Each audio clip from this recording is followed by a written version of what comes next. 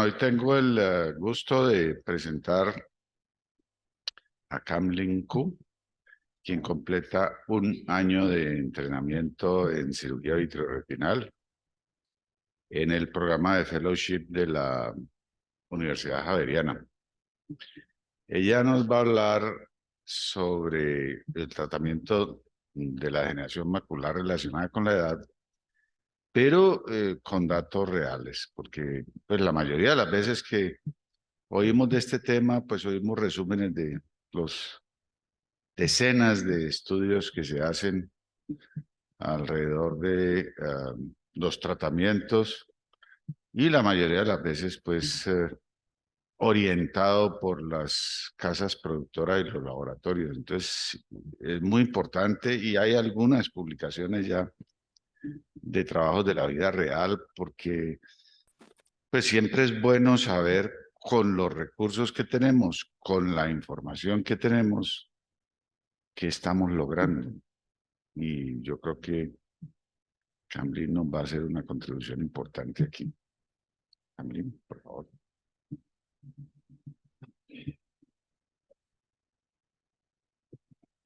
Hola.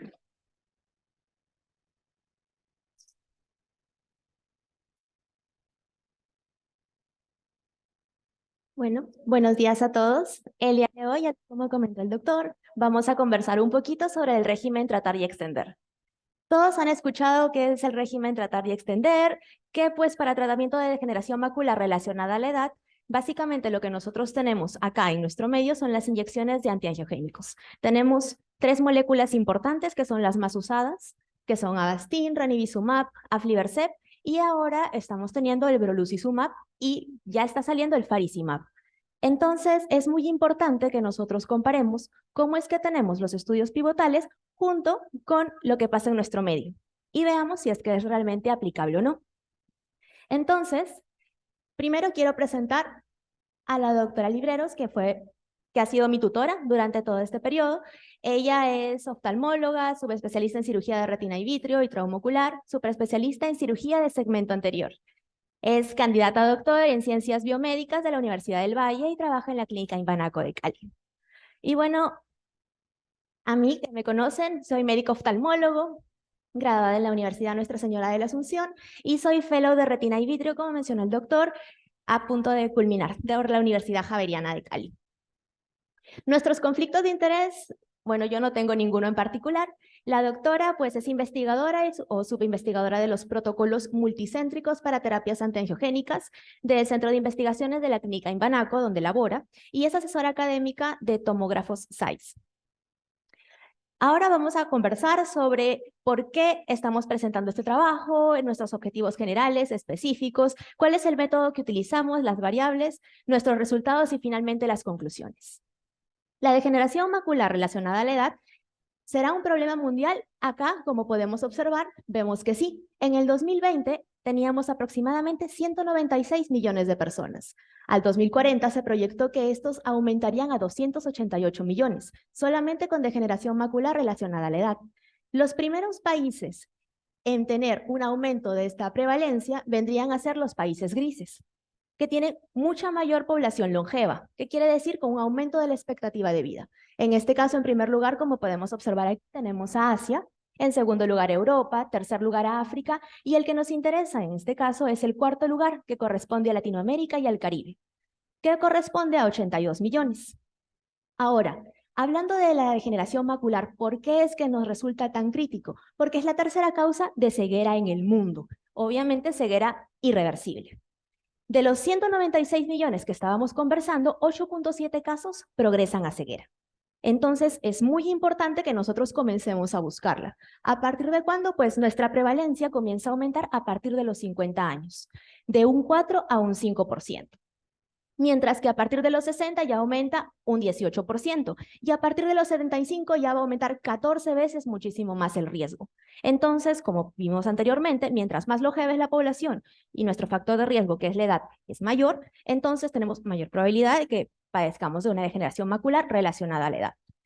Si es que nos da, la incidencia normalmente es un 9% monocular, pero se puede afectar en un periodo de 5 años el otro ojo en más del 40%.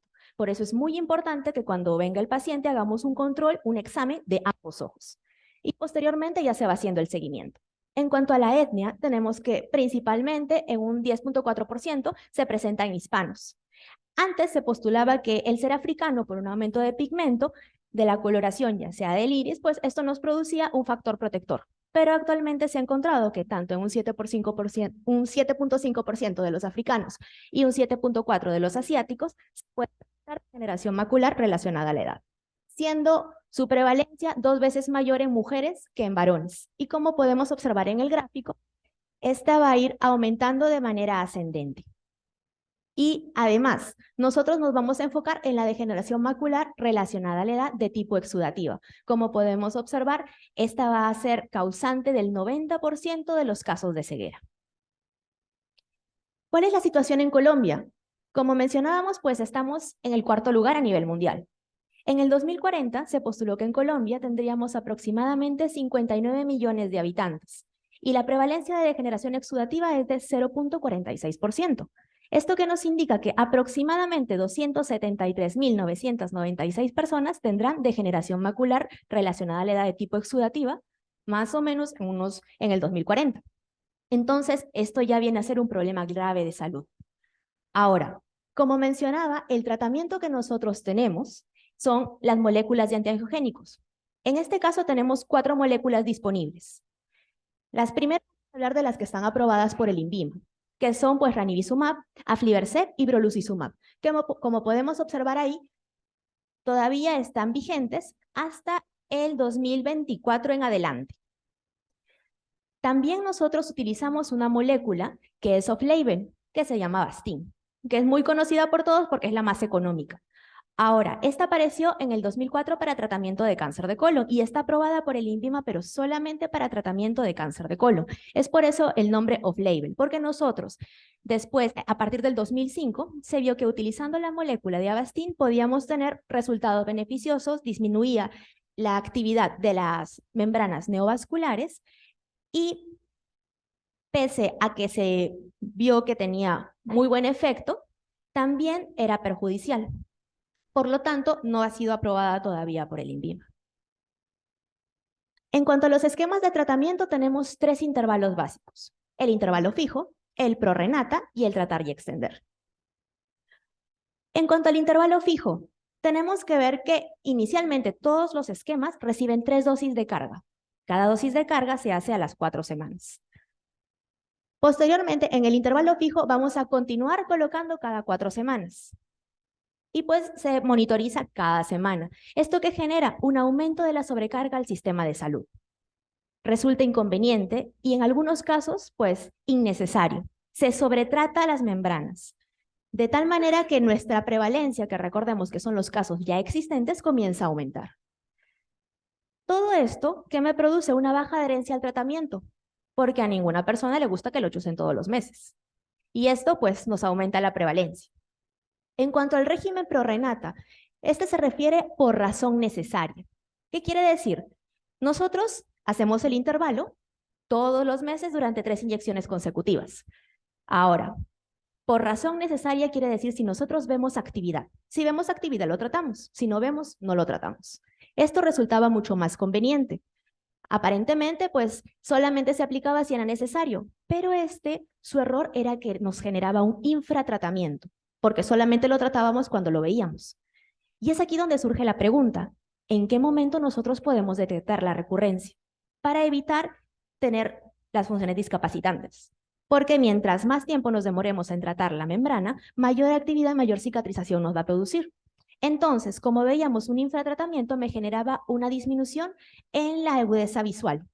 A lo largo del tiempo, si bien es cierto, respondía muy bien al inicio, como podemos observar acá, iba disminuyendo progresivamente.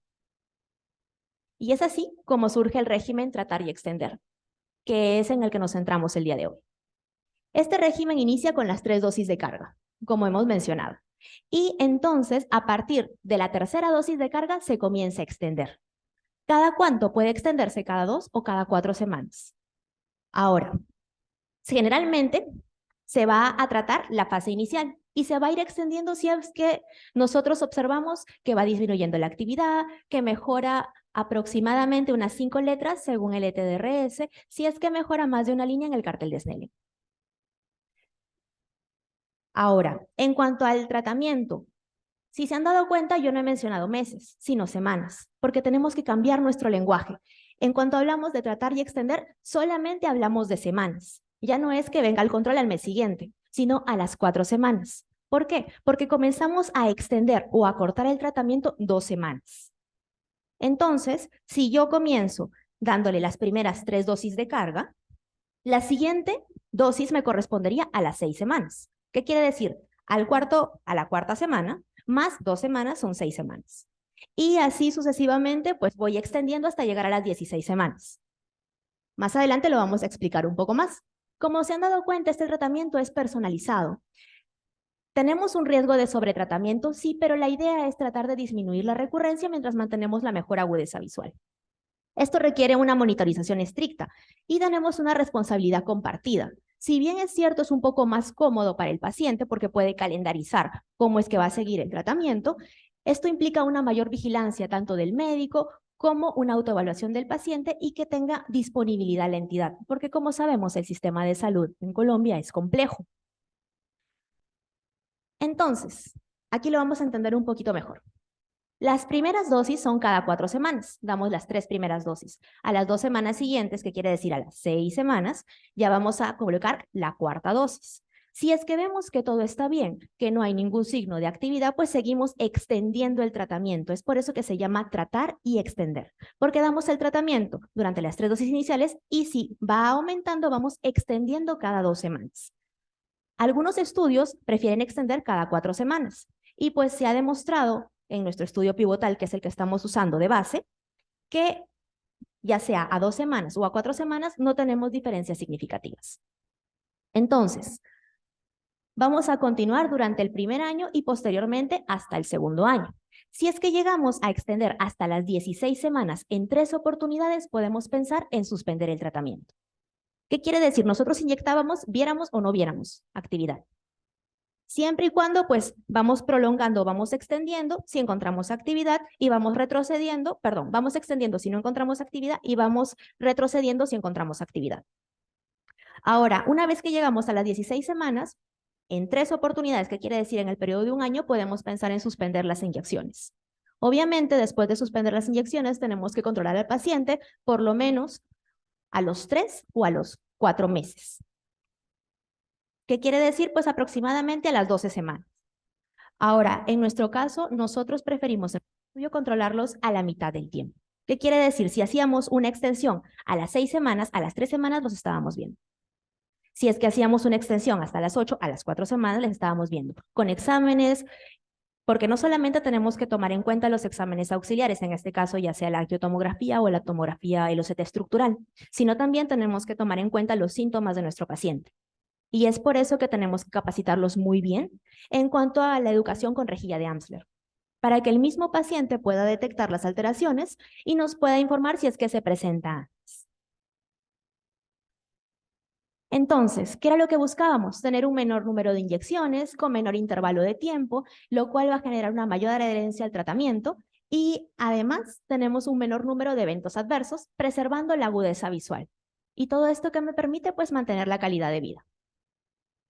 Nuestro estudio base o pivotal es el estudio ALTER. Este estudio se hizo en japoneses desde el año 2014 hasta el 2017, de enero a diciembre. Entonces, nuestros pacientes que entraban en los criterios de inclusión eran mayores de 50 años, que como vimos, comienza a aumentar a partir de estos la prevalencia. Antes se pensaba que solamente mayores de 60. Si bien es cierto, la mayor proporción está en mayores de 60, a partir de los 50 es que nosotros tenemos que buscarlo.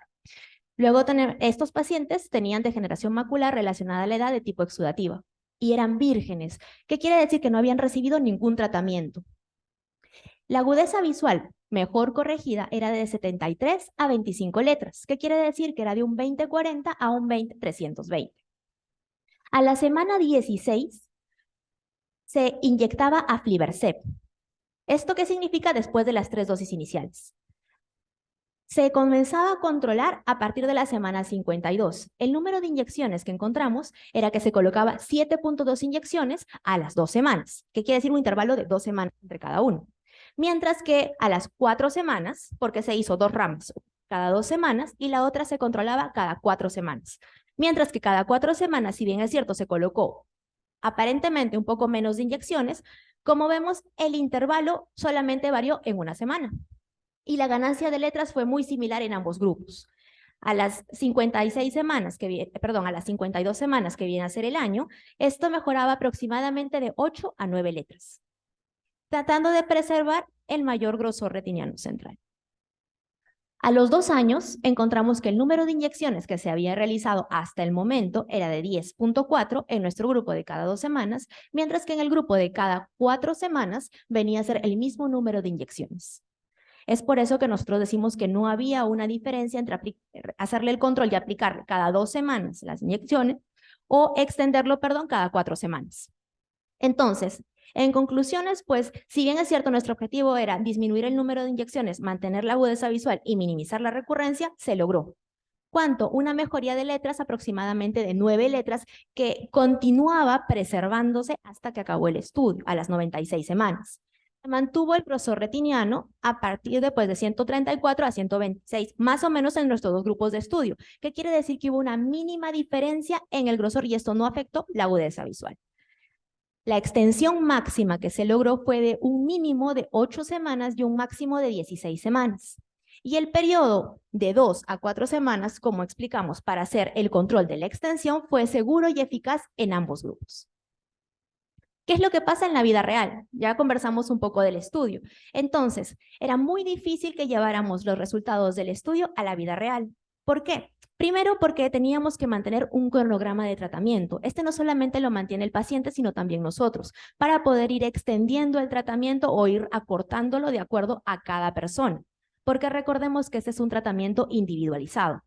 En nuestro sistema de salud no solamente tenemos que mantener nosotros el cronograma, sino que tenemos que asegurarnos de que la entidad y la clínica en la cual estamos trabajando pueda procesar las autorizaciones y los costos en el momento indicado.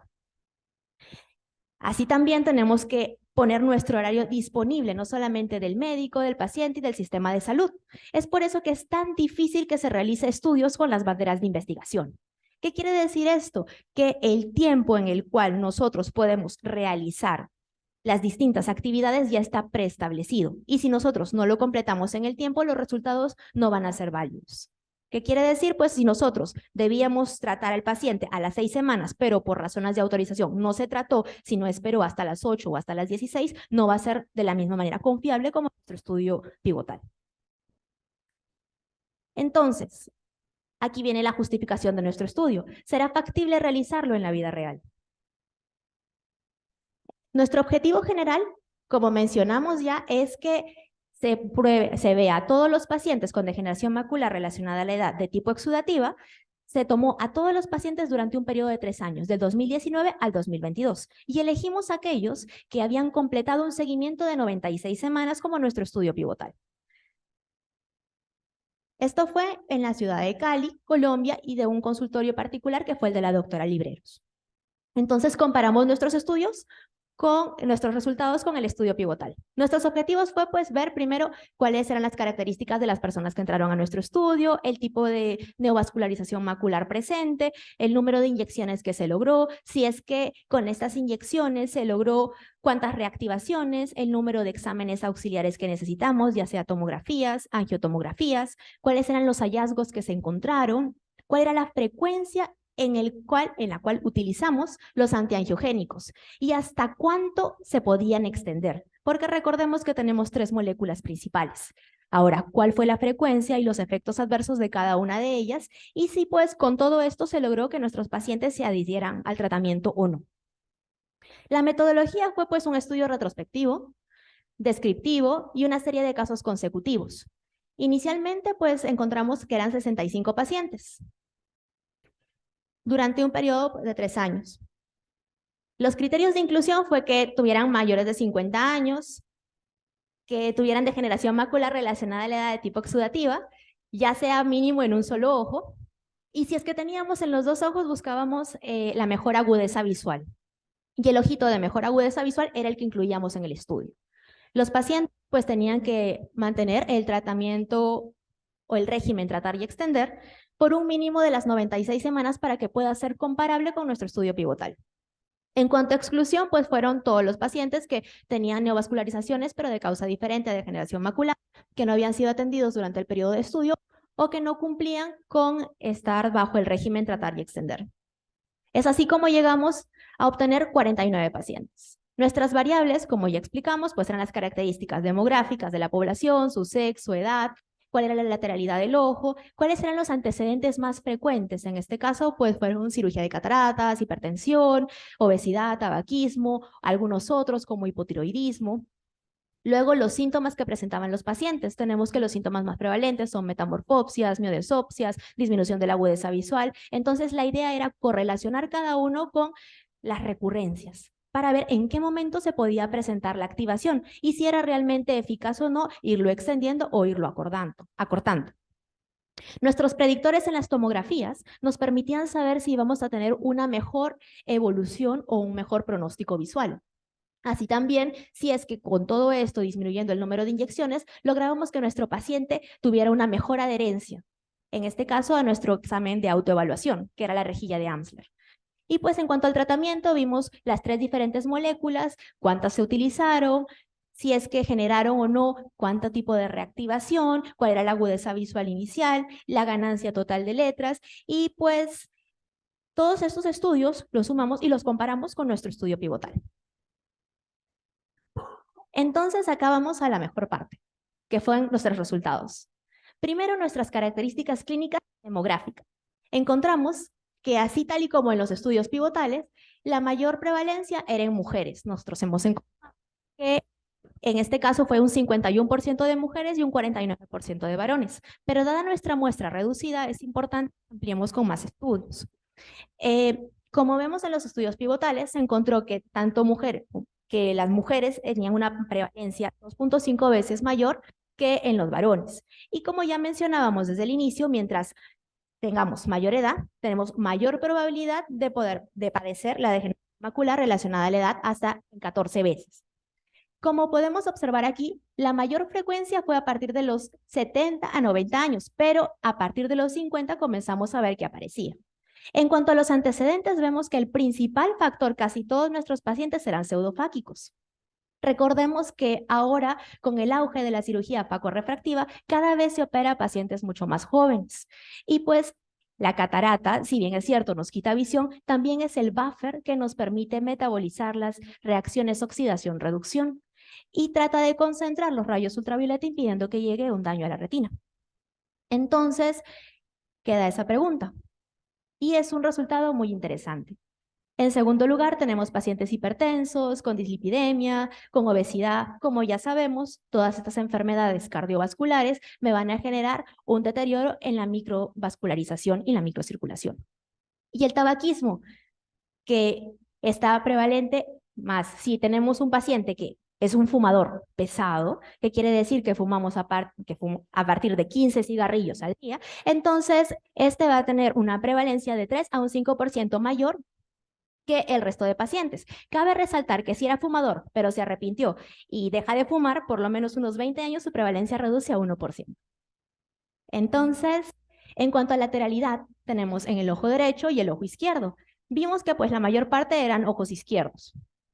Y en cuanto al tipo de neovascularización macular, se creía que la más prevalente era la tipo 2, pero en realidad nosotros encontramos que era la tipo 1. Y posteriormente, pues esta puede progresar a la tipo 2. Ya vamos a explicar posteriormente cómo es esto.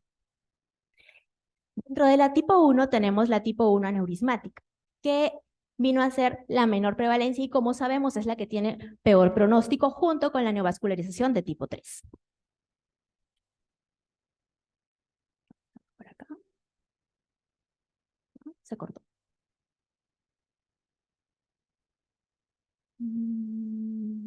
Ya, ahora sí. Entonces, en cuanto a los tipos de neovascularización macular, encontramos que la tipo 1 era más prevalente. ¿Cuánto? En un 65%. Como podemos observar acá, se ve un desprendimiento. Primero, la neovascularización macular tipo 1 va a ser por debajo del EPR. Entonces, podemos observar aquí un desprendimiento del EPR, que se puede observar acá, multilobulado, que no tiene líquido subretiniano ni tampoco líquido intrarretiniano. Y podemos observar que hay una reflectividad mixta. Esto me habla de actividad neovascular. Luego tenemos una neovascularización macular tipo 1 aneurismática. Este es un subtipo, pero pues todavía no se logra englobar dentro de las tipo 1 propiamente dichas. Como vemos al inicio, pues en este OCT estructural, se puede observar un DEP elevado, muy elevado, con irregularidades en el EPR. Y en el angio-OCT podemos observar que se confirma esta neovascularización. Primero, pues vamos viendo desde las capas superficiales cómo luego se hace un corte y se ve esto de aquí corresponde a esta parte de acá, en este corte. Y vamos a ver que en la fase sub-EPR se ve esta segmentación. En cuanto a la neovascularización macular tipo 2, la encontramos en segundo lugar, en un 27% de la población. Y pues podemos observar acá, primero, neovascularización macular tipo 2 viene a ser por encima del EPR. Entonces podemos ver zonas de disrupción del EPR y se ve pues líquido intrarretiniano y los quistes, que es típico de esta. En cuanto a la neovascularización macular de tipo 3, es menos prevalente, igual que la aneurismática tipo 1. Esta va a estar en un 4%. Primero podemos observar pues en nuestro OCT estructural múltiples DEPs, como podemos observar aquí, multilobulados y este acúmulo de material hiperreflectivo subretiniano. Y ahora en la angiotomografía vemos que la principal anormalidad se va a ver en el plexo vascular profundo y que va a continuar hasta el espacio sub-EPR, donde va a constituir pues la membrana, la neovascularización macular de tipo 3. Si observamos solamente la angiotomografía, podríamos pensar que se trata de una telangiectasia yuxtafoveal, pero si lo comparamos con nuestro OCT estructural, ya podemos observar que es una neovascularización macular de tipo 3. Listo. Ahora, ¿cuáles fueron las moléculas que utilizamos? Como ya mencioné, usamos Avastin, ranibizumab y aflibercept. Para ver cuánto más o menos después de cada molécula, cuántos exámenes requeríamos, vemos que durante las tomografías, podemos observar que en cuanto a las tomografías y el tipo de molécula, si bien es cierto, aparentemente se pidió más en ranibizumab, al final, haciendo una prueba de Kruskal-Wallis para variables no paramétricas, vemos que los resultados no son estadísticamente significativos. ¿Qué quiere decir? Que son similares en cuanto a tomografías. Ahora, en cuanto a las angiotomografías, vemos que igual la mayor parte fue en ranibizumab, fueron aproximadamente unas 7. Y pues esto comparado con Avastin y aflibercept tampoco fue estadísticamente significativo. ¿Qué quiere decir? Que aproximadamente con las 3 moléculas se llegó a solicitar entre 4 a 6 tomografías o angiotomografías en lo largo del periodo de estudio, lo cual es muy bueno porque nos permite saber que estábamos haciendo una muy buena extensión y teníamos buenos resultados con bajos niveles de recurrencia. Listo. En cuanto a los hallazgos en las tomografías o en las angiotomografías, encontramos que el hallazgo más prevalente fue la presencia de líquido subretiniano, en un 65.3%, desprendimientos del epitelio pigmentario en 49%, atrofia de la retina externa completa en un 46.9%, o también conocido como CEORA, mientras que atrofia incompleta de la retina externa lo presentaron en un 30.6%. que se conoce como IORA, y atrofia tanto del epitelio pigmentario de la retina como de la retina externa fue en un 20.4%, mientras que la presencia de líquido intrarretiniano fue en un 6.1%. Esto es importante, ¿por qué? Porque la presencia tanto de RORA como de líquido intrarretiniano me permiten llevar a que hay un peor pronóstico. Si lo comparamos con nuestro estudio pivotal, vemos que los hallazgos fueron muy similares. El primero fue la presencia de líquido subretiniano. El segundo fue la presencia de desprendimientos del epitelio pigmentario de la retina. En tercer lugar estaba pues la hemorragia y en último lugar la presencia de líquido intrarretiniano, que fue tal y como lo encontramos nosotros en nuestro estudio pivotal. En cuanto a la frecuencia de uso, vemos que se utilizó mucho más el aflibercept, en segundo lugar el Avastin y en primer lugar el ranibizumab. ¿Esto por qué es importante? Porque vamos a ver que de acuerdo al tipo de molécula empleada según la neovascularización, más o menos cuántas se emplearon para cada uno. Si es que vemos, por ejemplo, enfoquémonos en el tipo 1. vemos que la mayor parte de tipo 1 se trató con aflibercept. La mayor parte de tipo 2 se trató con Avastin.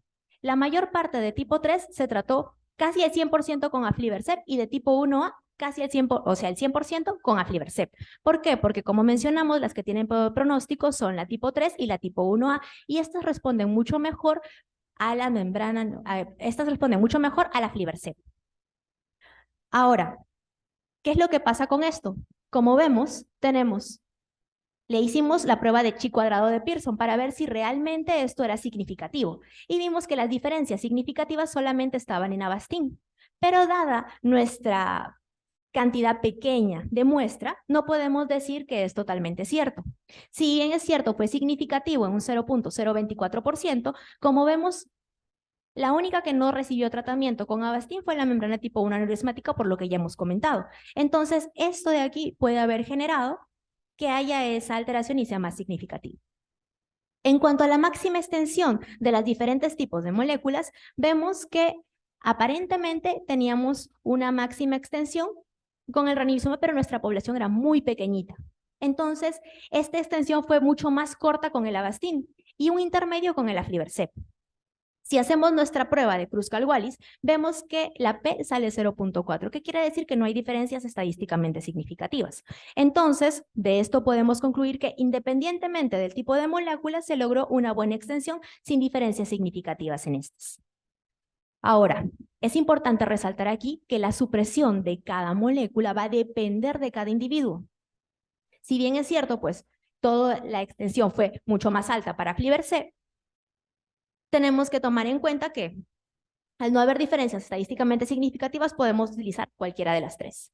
En cuanto a los síntomas de reactivación y el uso de la rejilla de Amsler, como ya mencionamos, esta nos va a permitir la autoevaluación. Nuestros pacientes demostraron una adherencia a esta en un 96%, lo cual es muy bueno porque quiere decir que explicándole al paciente y teniendo una buena relación médico-paciente, podemos lograr una buena adherencia a la autoevaluación y esto va a generar una menor recurrencia, una menor proporción de recurrencias. En cuanto a los síntomas de reactivación, como podemos observar, el más importante y el más frecuente en todos fue la disminución de la agudeza visual, casi en un 90% de nuestros pacientes. En segundo lugar, tenemos una visión borrosa. En tercer lugar, los pacientes que presentaban miodesopsias o metamorfopsias en un 28.6%. Y es muy interesante que algunos pacientes mencionaban ver un escotoma. ¿Por qué? Porque todos ellos tenían una muy buena adherencia a la rejilla de Amsler. Entonces, esto les permitía que detectaran cualquier alteración de manera oportuna.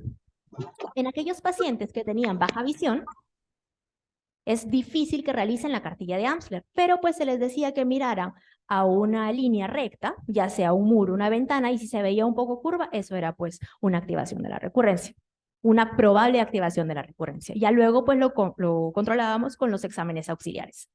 En cuanto al tipo de molécula y el total de reactivaciones, como vemos, si bien es cierto, en ranibizumab teníamos el total mucho más corto, mientras que era mejor en aflibercept y Avastin, no hubo diferencias estadísticamente significativas. ¿Qué quiere decir? Que aproximadamente, por lo menos todos presentaron una reactivación en el periodo de los 2 años.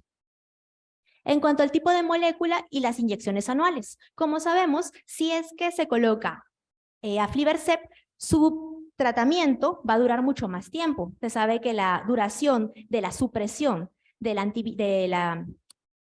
VEGF va a ser aproximadamente de 16 semanas. Pero una vez que ingresa, demora hasta 9 días en el organismo. Entonces, por eso pues nosotros pensábamos el número de inyecciones va a ser menor en aflibercept y va a ser mayor en Avastin o ranibizumab. Pero como nos damos cuenta, esto no es estadísticamente significativo. También hicimos nuestra prueba de Kruskal-Wallis. Y vimos que en el primer año tenemos un total de 6.8 inyecciones, mientras que en el segundo año fue de 4.6, lo cual es muy cercano a los estudios pivotales. ¿Por qué? Porque en el primer año tuvieron 7 inyecciones, 7.4 exactamente, y a partir del segundo año tuvieron entre 3 a 4, y a nosotros nos salió que era aproximadamente 4.6 independientemente de la molécula.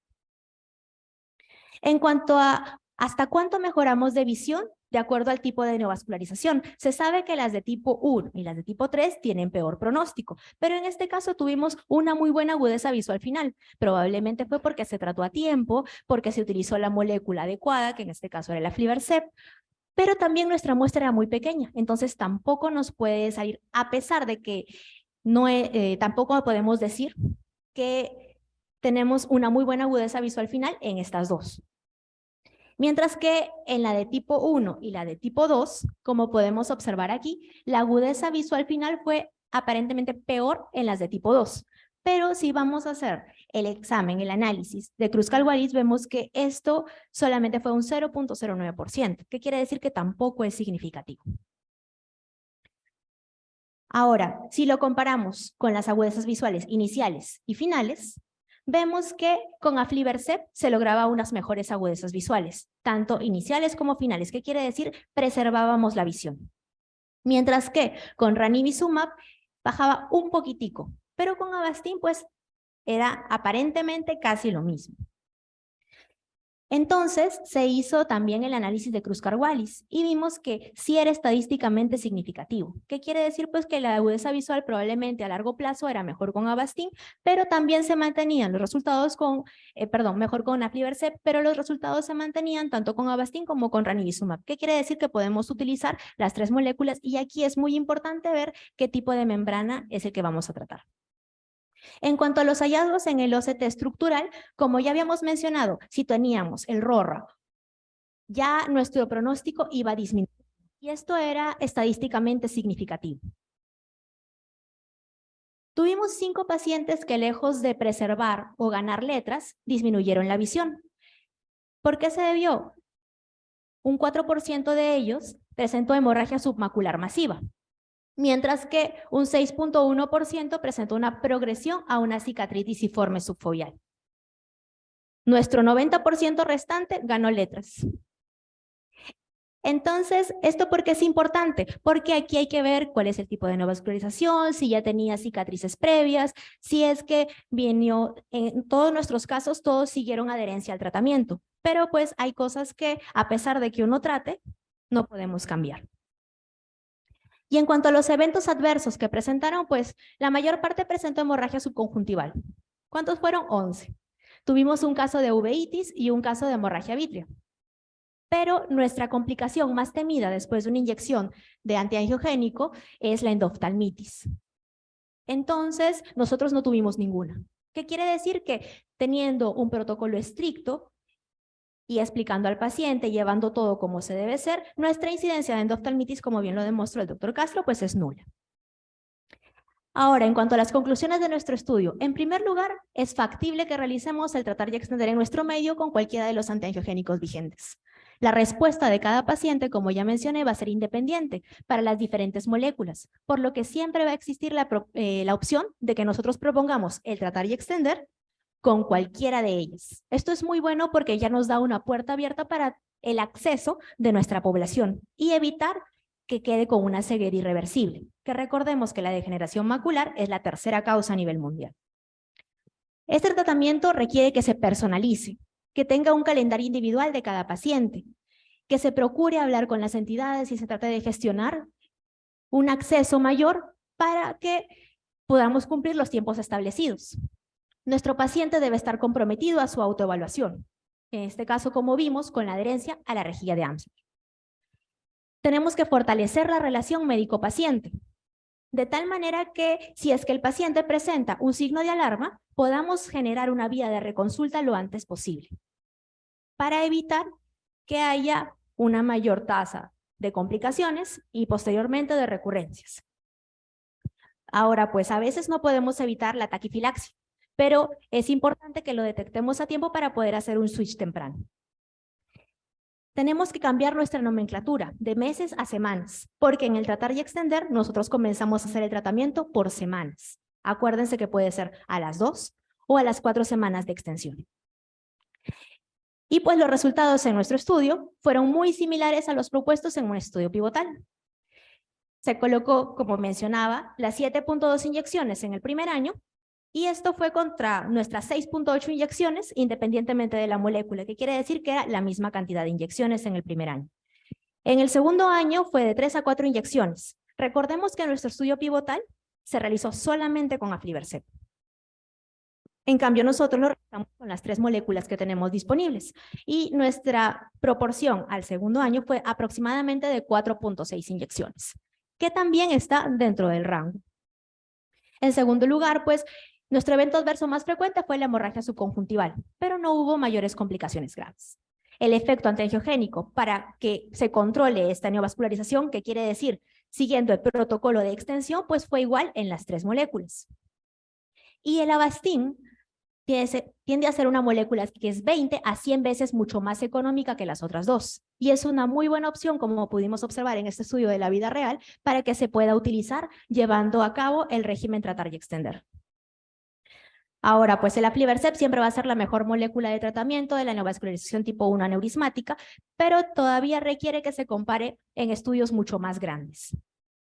La presencia del RORA se traduce pues en una disminución de la agudeza visual y nuestro pronóstico visual viene a ser pobre, pese a que se logre la inactivación de la membrana. Recordemos que esto ya tiene compromiso tanto de la retina externa como del EPR de manera total. Y las limitaciones de nuestro estudio, pues como ya mencionábamos, las muestras fueron pequeñas y además no utilizamos el espesor retiniano subfoveal. Porque, si bien es cierto, esto lo utilizó nuestro estudio pivotal, nosotros no lo usamos porque los pacientes siempre van a donde tienen más acceso. ¿Qué quiere decir? Pueden hacerse el examen, ya sea en nuestra clínica o en otra clínica, y el aparato que utilizan en cada clínica es diferente. Entonces, no es posible que nosotros midamos de la misma manera en los diferentes instrumentos. Es por eso que no lo tomamos en cuenta. En cuanto a las fortalezas, vimos pues que se puede realizar el tratamiento y tenemos una adherencia del 96%. Ahora, todo esto requiere un esfuerzo. Requerimos una buena infraestructura, un compromiso y un trabajo en equipo, tanto del retinólogo, los administrativos, los pacientes y las entidades. Muchas gracias.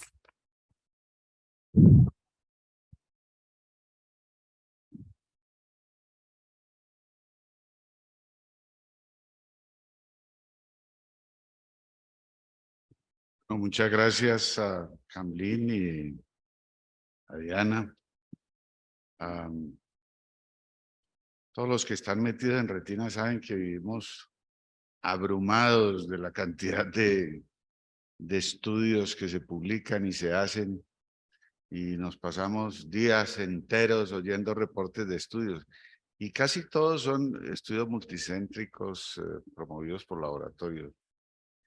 Casi nunca, pues yo recuerdo muy poquito de estudios locales nuestros. Entonces, este es un aporte que creo que es muy importante, muy valioso. Ojalá lo publiquen bien publicadito y se disemine y lo podamos estudiar con más cuidado para convencernos de que sí estamos haciendo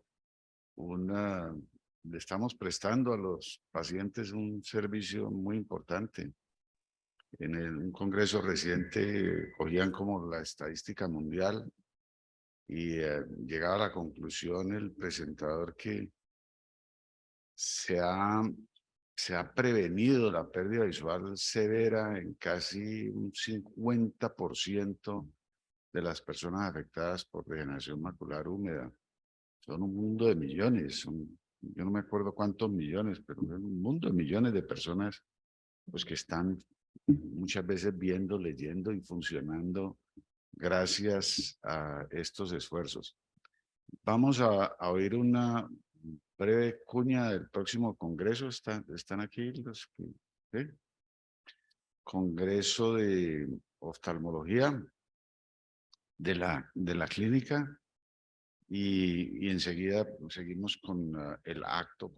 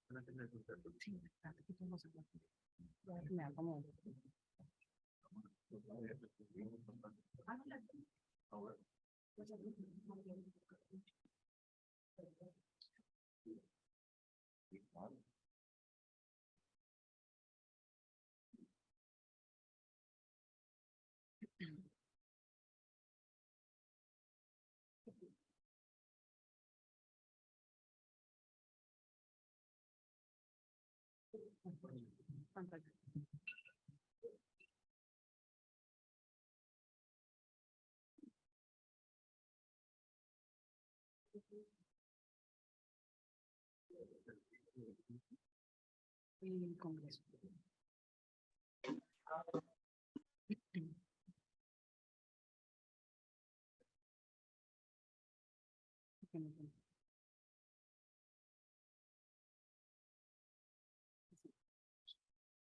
Pero es que tiene que sonar con lo de acá.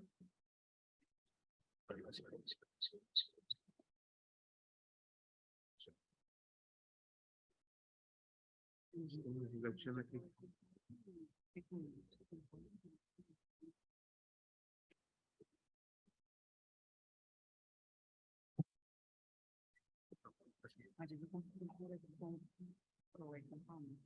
Esta es una transmisión del audio por Zoom. Se activó la opción de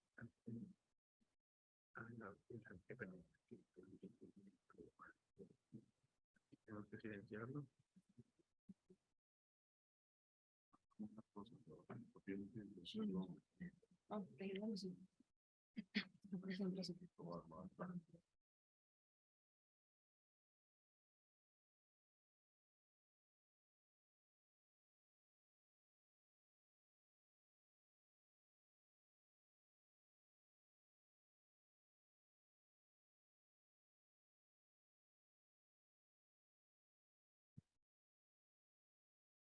Muy buenos días a todos. La Clínica de Oftalmología de Cali tiene como propósito este 2 y 3 de junio llevar a cabo su Congreso Internacional de Oftalmología, el 16º Congreso Internacional de Oftalmología, en el cual nos visitarán diferentes conferencistas de las especialidades de córnea y segmento anterior, retina, glaucoma, oncología y otras especialidades. Y también se llevará a cabo un curso de contactología para las optómetras. A continuación, vamos a presentarle el video oficial de lanzamiento de Congreso e invitarlos a ustedes y con el resto de sus colegas a hacer extensiva esta invitación del Congreso para ustedes, tanto Blanca como yo, María Alma Ríos. En la parte comercial estaremos atentos a recibir todas las inquietudes o todo lo que ustedes requieran. Este Congreso está dirigido a todos los oftalmólogos, residentes, fellows, médicos generales, para que nos acompañen y nos apoyen en este Congreso de Oftalmología.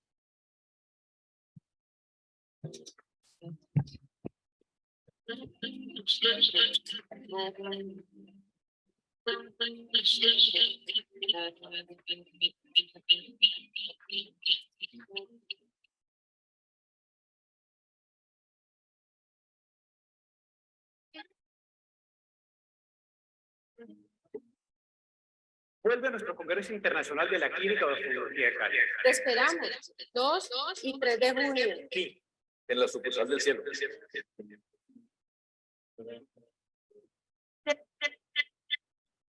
De la mano de los grandes especialistas de distintas partes del mundo. Especialistas en córnea, catarata, cirugía refractiva, Glaucoma, oncología, retina y otras especialidades. Contamos con más de 15 conferencistas de talla internacional y queremos que seas parte de esta gran experiencia. Vive la alegría. Vive la salud visual. Que vivas Cali.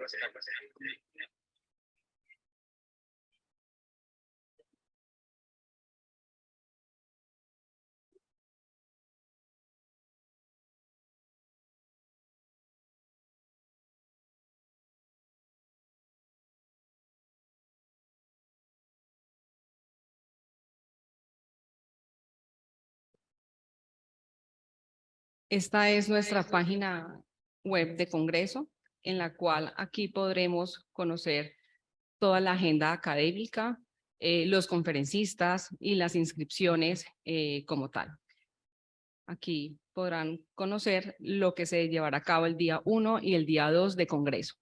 Entonces están cordialmente invitados a este 16º Congreso Internacional de Oftalmología, que lo repliquen y que las instituciones de salud pues, nos permitan divulgarlo con los diferentes especialistas.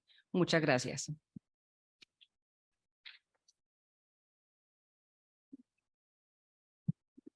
Bueno, hace 25 años le estábamos entregando una cartica, que era lo que entregábamos en esa época, al doctor Eduardo Lu, que se ha venido a Cali con un esfuerzo enorme, y su familia, de la que formaba parte una muchachita de 4 o 5 años, bastante intensa.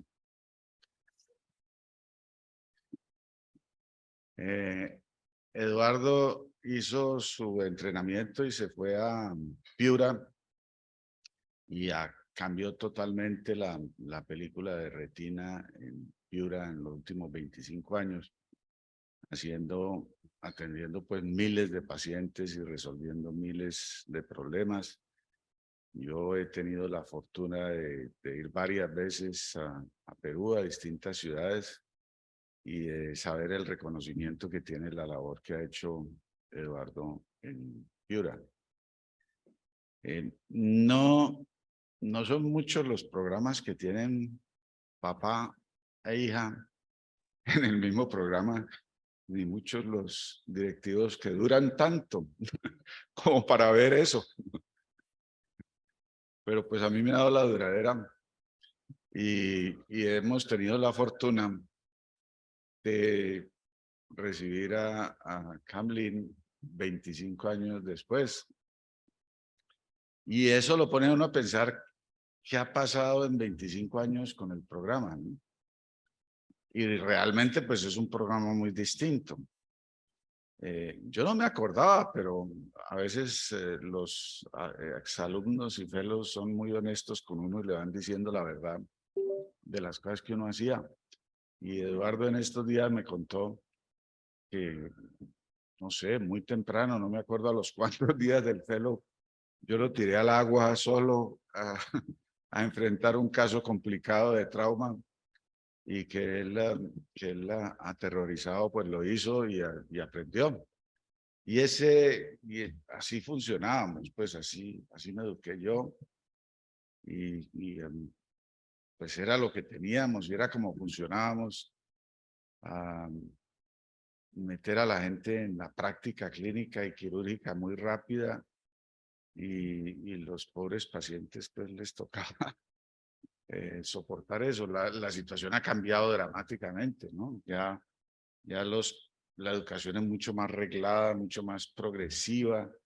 La participación con pacientes es mucho más gradual. Tenemos afortunadamente un gran componente de simulación. Entonces, no hay nadie que se meta pues a ser un paciente de primera vez sin haber aflojado las manitos, los deditos, pues que en microcirugía es tan importante, ¿no?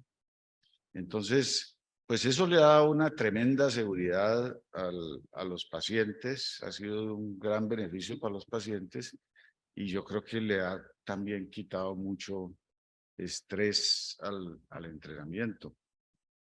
Lo otro que ha cambiado dramáticamente es que era un programa casi monopersonal, dependía de mí y de todos los errores que yo les enseñara a los fellows.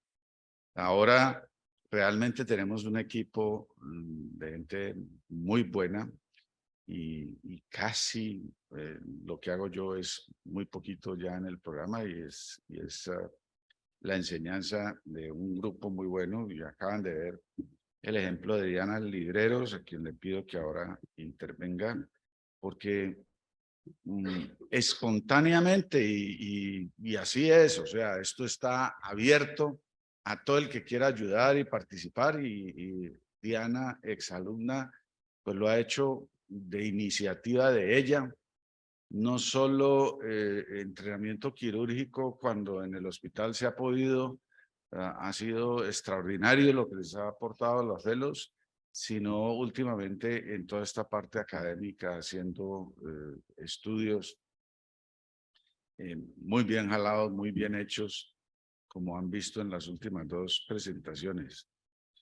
Está también el doctor Oscar Vergara en Imbanaco y en el instituto. Aquí en la clínica la doctora Beatriz Endo, Denis Anaya y Silvana Bajamón, pues son como el sustento, la roca del entrenamiento de los fellows.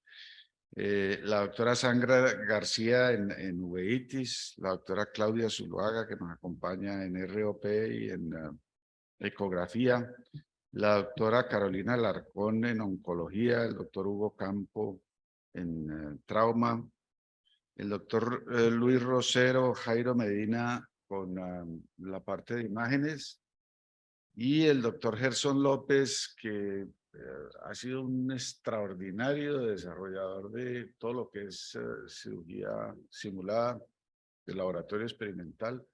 No solo ha aprovechado los pocos recursos que tenemos, sino que se ha inventado un mundo para ayudar a los residentes y algo a los fellows en el entrenamiento. Y todo esto ha sido posible pues porque ha habido unos directivos como el doctor Pedro Villamizar que nos sigue acompañando y empujando y estimulando, con Ricardo Arango que hace toda la parte de soporte documental, en el instituto los doctores Fernando Garcés y Pedro Pablo Perea que también nos sigue muy metido y acompañándonos. Aquí la doctora Ángela Barona y estamos comenzando pues en Imbanaco y el doctor Alejandro de la Torre también segunda generación, pues fíjense la cantidad de gente que está apoyando y que es responsable y que está ayudando a sacar este programa adelante. Obviamente con la ayuda de dos personas extraordinarias que están muy metidas en toda la parte operativa que son Blanca López y Edith, que no nos abandonan los oftalmólogos, ahora después de muchos años aquí en la clínica, ahora siguió con el instituto.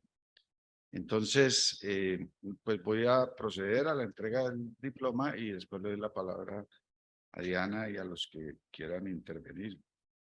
Entonces, Lynn, me da mucho gusto entregar a alguien.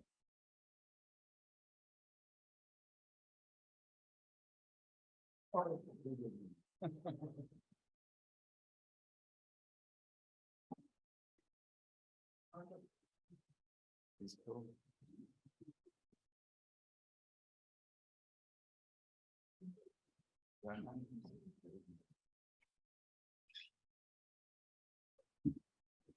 Gracias, buenos días. A los papás que están.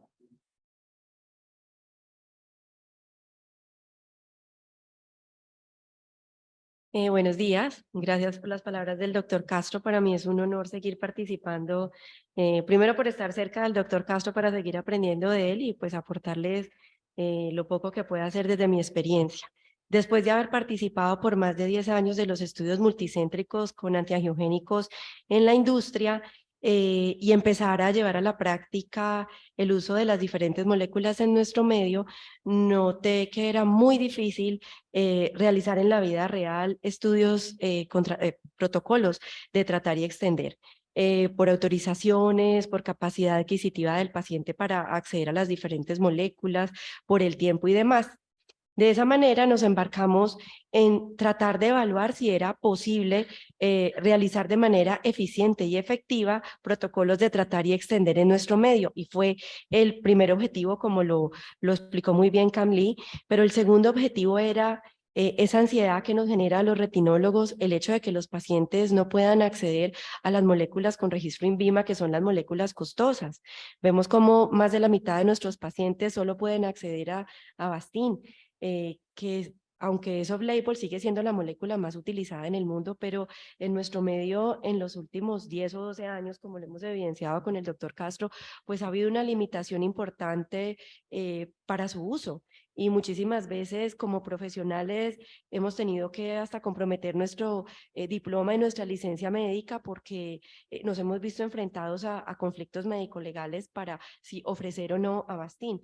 En este momento, pues esto ya está solventado, ya tenemos soporte científico y de las sociedades científicas que nos apoyan en Colombia, pero sigue siendo una gran inquietud el hecho de que yo quisiera ponerle a este paciente esta molécula, pero solo le puedo poner Avastin. Entonces nos embarcamos a evaluar qué pasaba con esos pacientes y fue súper bonito encontrar que se puede realizar en nuestro medio de manera eficiente y con muy buen mantenimiento de la agudeza visual y muy bajas tasas de reactivación de las neovascularizaciones, protocolos de tratar y extender. Es lo más importante. Sí requiere un compromiso grande del médico, toca vincular al paciente y toca vincular a las instituciones y también a las EPS, a los subsidiados, a las prepagadas y al mismo paciente, que si quiere seguir con un tratar y extender y su entidad no se lo alcanza a autorizar, pues tiene que meterse la mano al bolsillo para cumplir el protocolo y colocar su inyección en el momento apropiado.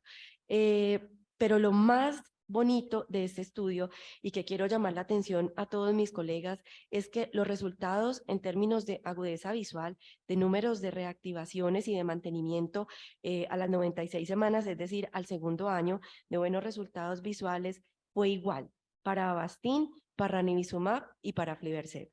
Esto es contundente. No tenemos en Colombia estudios que comparen las 3 moléculas en protocolos de tratar y extender. Este va a ser la primera publicación en vida real, pero lo más importante es empecemos a sentirnos tranquilos que cuando el paciente no tiene aseguradora y no tiene dinero para pagar aflibercept o ranibizumab, proceda con Avastin. Los resultados a las 96 semanas parecen ser iguales. Nuestra muestra podría ser pequeña. 49 pacientes vírgenes en 2 años que alcancen 2 años de seguimiento, un solo retinólogo, no es poquito. Es una muestra grande. La invitación es, el protocolo está hecho, extendámoslo, busquemos pacientes. Les podría dar la forma en la que lo hicimos real, porque lo difícil aquí es cumplir las semanas, cumplir las metas.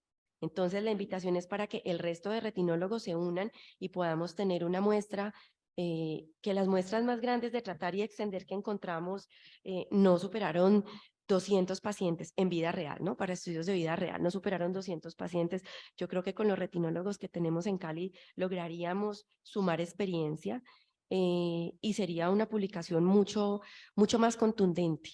De pronto podemos encontrar un poquitico más de diferencias y acercarnos a los pivotales en el sentido de que sí, la mejor ganancia visual y el mejor mantenimiento y la mejor distancia de extensión sigue siendo para aflibercept, pero lograr mostrar a Colombia que se sientan tranquilos, que traten inclusive con Avastin, aunque estemos con indicación off-label, porque lo que estamos buscando es mantener visión y disminuir la ceguera definitiva e irreversible en una población que, aunque es mayor de 60 años, la expectativa de vida en Colombia está alrededor de los 83, lo que quiere decir que estamos garantizando funcionalidad en los últimos años de la vida. Entonces, si algo quiero que sirva después de un esfuerzo grandísimo, y esta también es una felicitación para CAMLI, quienes han participado de estudios multicéntricos y conocen la infraestructura necesaria y el manejo de las variables para poder evaluar protocolos de tratar y extender en el que cada paciente tiene una sábana por semanas. Y CAM lo hizo de una manera muy juiciosa, evaluó 65 pacientes durante 2 años, excluyó finalmente los que no cumplieron, nos quedamos con 49, pero fueron 49 historias clínicas de 2 años con 6 OCTs y angio-OCTs por año, con evaluaciones de agudeza visual entre 10 y 12 por año, con un número de inyecciones alrededor de 7 en el primer año y 3.6 en el segundo año. Estamos hablando de una carga muy grande, un manejo estadístico y de variables muy complicado, y se hizo un estudio bioestadístico muy riguroso, con unas pruebas que nos llevan a validar nuestros resultados de una manera muy estricta, de manera que la felicitación es para Jenny, que hizo un trabajo muy acucioso Justo antes de la presentación estaba confirmando y reconfirmando datos bioestadísticos. Entonces, el ánimo es estudiar, hacer estudios. Es difícil. Este no es un estudio clínico, esta es una serie de casos, pero es una serie de casos con una base complicada de realizar, pero se pudo. Los invito a todos a que se vinculen a estudios como estos, a que empecemos a tener motivaciones propias, alejadas de la industria, como decía el doctor Castro, porque nuestra responsabilidad frente a la formación académica es mostrar nuestros resultados y no que nos los muestren. Estamos acostumbrados a que sea la industria la que nos muestre cómo están trabajando los retinólogos de otros sitios. Creo que ha llegado el momento porque la preparación cada vez más de los estudiantes es hacia un espíritu investigativo. Entonces, la invitación es empecemos a mostrar cómo lo hacemos nosotros, qué resultados tenemos y cómo funciona, para que la industria no modifique tanto nuestro actuar clínico. Muchas gracias.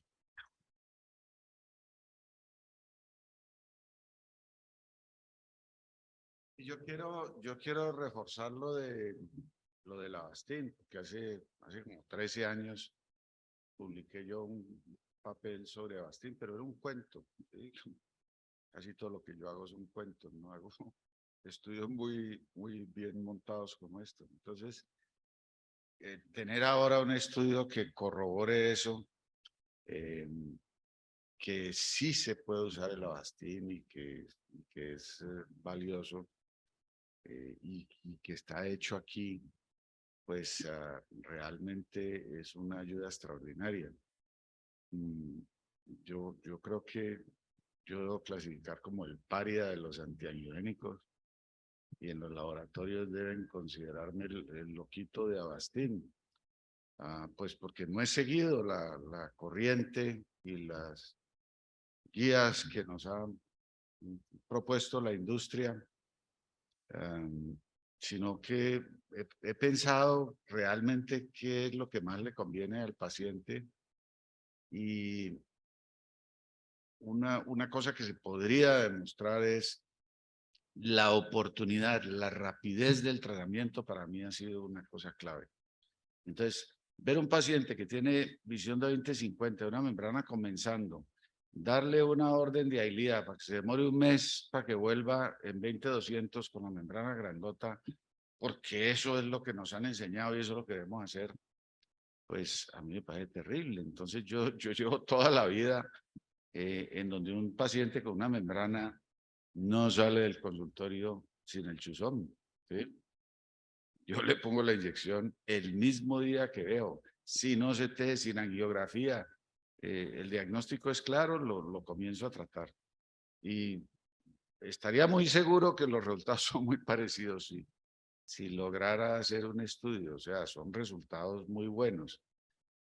Tanto para primera inyección como para PRN, aunque casi nadie hace PRN, pues tratar y extender tiene un componente de PRN, porque cuando usted extiende el periodo, le decía al paciente, se chequea cuidadosamente y a veces en esa extensión hay la recaída. Y entonces si el paciente viene rápido, uno tiene la puerta abierta, da la cita rápido y tiene la Avastin ahí, pues trata inmediatamente la recaída. Muy distinto, inclusive al PRN de los estudios donde citan a los pacientes en unos periodos fijos y si notan recaída, es que lo tratan. Aquí el PRN es usted se chequea a diario, si llega a notar algo, viene inmediatamente, lo tratamos inmediatamente. Y pues siempre hay un componente de PRN en todos los trabajos o en todos los esfuerzos de tratar y extender. Recientemente me gané una insultada por defender a Avastin en un grupo, ¿no? Donde prácticamente me trataron de que estaba violando la ley, la ética, de todo. Pues una colega sumamente agresiva por sugerir que Avastin era una buena opción. Entonces, extraordinario que tengamos ya buenos estudios que nos permitan tratar bien a los pacientes y hacer una contribución al costo. Si hay alguien más que quiera opinar o hablar, si no, Damos por terminada la sesión con felicitaciones a Camlin, a Diana y a los papás de Camlin que han hecho un enorme esfuerzo por estar aquí acompañando.